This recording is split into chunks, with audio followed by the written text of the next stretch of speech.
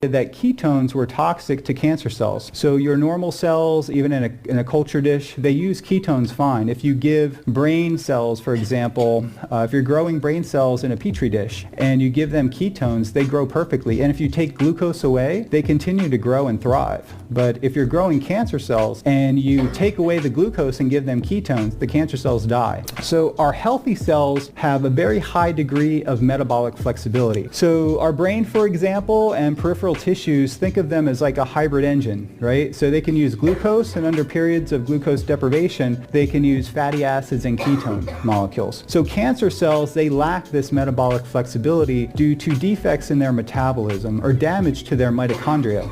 So glucose becomes the predominant fuel for cancer cells, and they lack this ability to switch over to alternative fuels. At low levels of glucose, at hypoglycemia, very little tumor growth occurs.